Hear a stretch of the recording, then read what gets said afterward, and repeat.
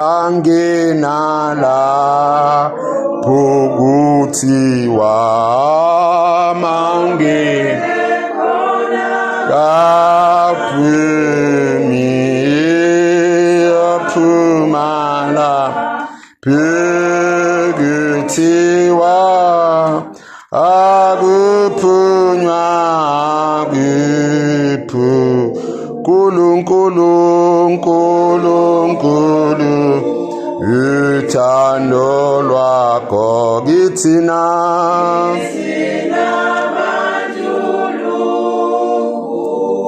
wanikela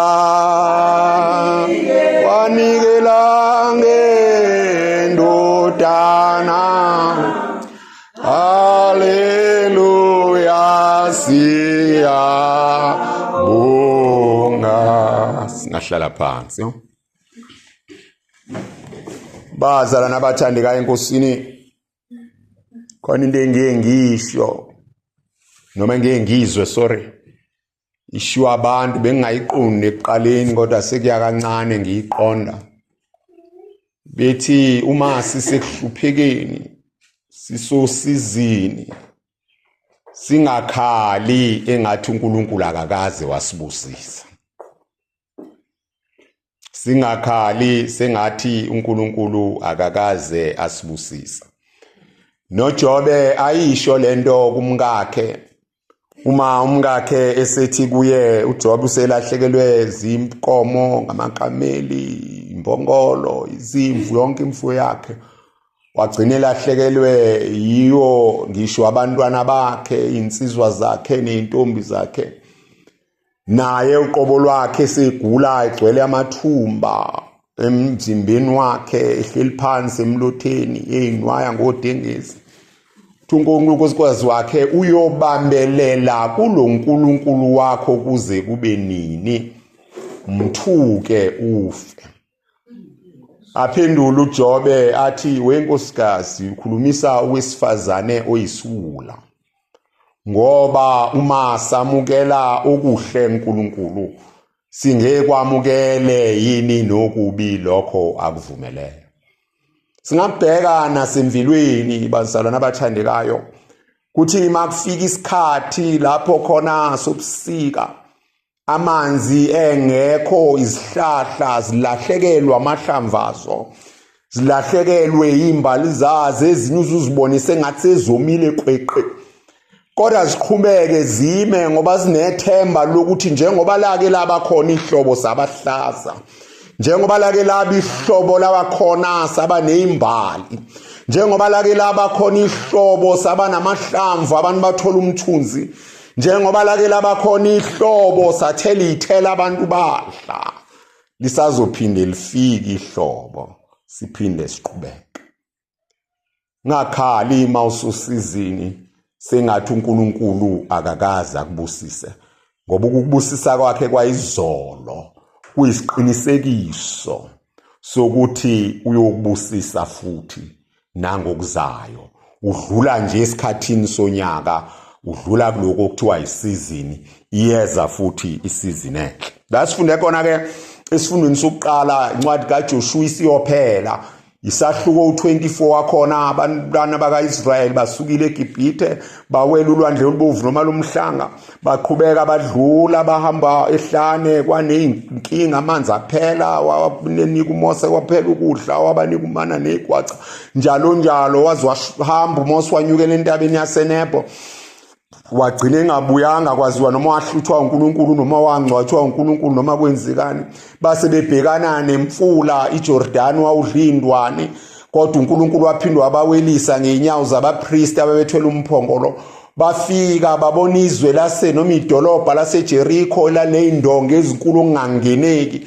uNkulunkulu ngesandla esimangalisayo nangendumiso wathi abalizungeze kasikhombisa bedumisa, ngempela bathi mase belidumisa kwe7 wadumisani kakhulu ke manje ngingabe ngisacabanga lutho niqhamuluka igama elisetshenziswayo nikhipha amazwi nonke bathi mewakhipha lamazwi endumiso zaziwele indonga ezinkulu bambonile uNkulunkulu ehamba nabo nje ubuzwile uma efunda wonke lo mlando engiwushoyo uthi naze nafika nadlithelo navuna la naningatshalanga khona nangena nahlale endlini enaningazakhanga manje sebeyamhlubuka uNkulunkulu ikuJoshua bakhumbuza uma uqhubeka nale chapter ngokwemisa soyifunda kusasa uzafike kuleli verse esilijwayele kakhulu athi uma kukubike manje kinina kumkhonza uSimakade khethani uthi niyawukhonza bani noma niyokhonza uNkulunkulu ababekhonzwa oyihlo bese ngaphesheya kumfula noma nizokhonza uNkulunkulu bama-Amori nihlala ezweni lawo kepha mina nendlu yami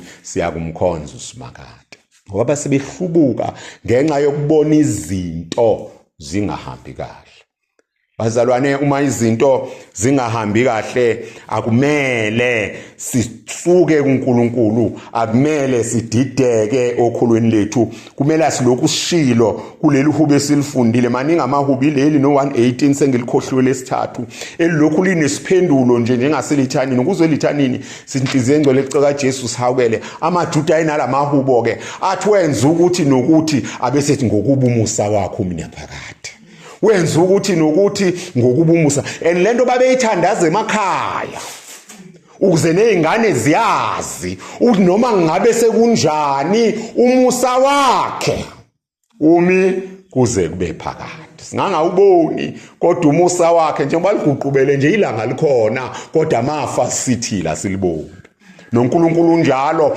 kuyenzeka amafa sithi ekufana nasebusuku angazi nisakhumbula abafunda mhlawumbe igeography umhlaba uround malishona ilanga lisuke liyangale kulo round lisuke likhona ukuthi lingale amen bantu abathandazayo khona izimo nathi lapho khona uNkulunkulu singamboni kanti usangale angithi esihlabelele uthi lapho ubabiza abanye mawungiza usabiza abanye angithi yahlala emaklinikhi ulinda isikhathi sakho ulinda ukubizwa kwekhadi lakho alithi malingabizi uthi usebiziwe umama ulithuli sengiyahamba mina mama uMthembu kodwa uyahlala ulindeni isikhathi sakho sokubizwa kwekhadi sakho kufana nokuhola impesheni ngolesibili izondwazi ngolesithathu abakhubazekile ngolesine yilaba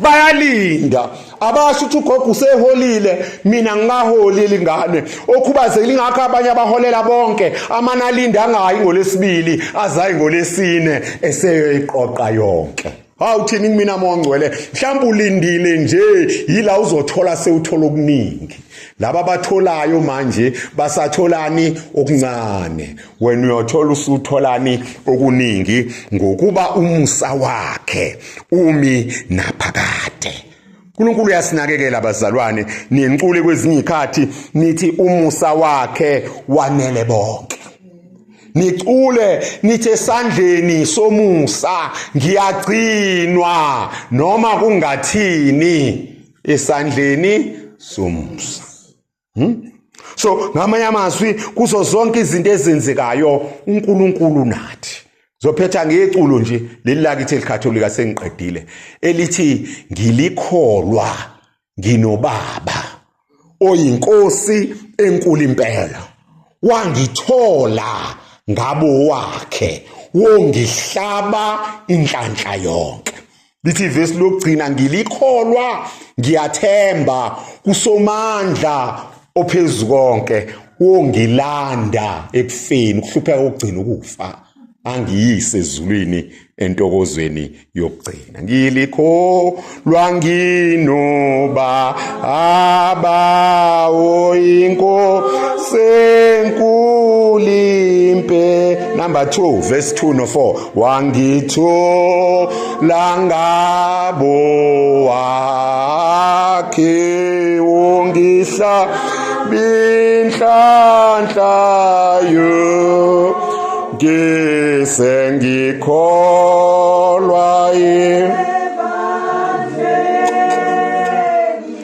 lika Jesu Nkosi yethu yebo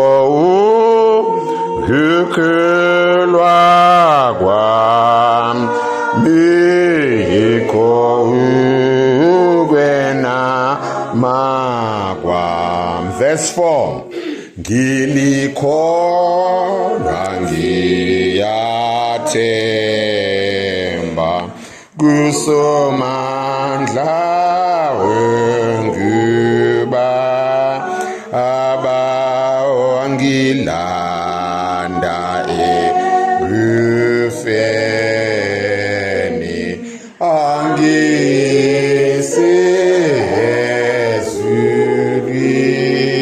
angisezulwini sengikholwa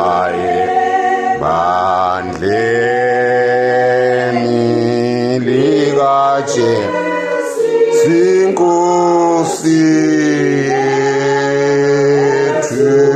Yebo ukukholwa kwami yikho ukwenama kwami. Masiphakameni ke sithule inxuso.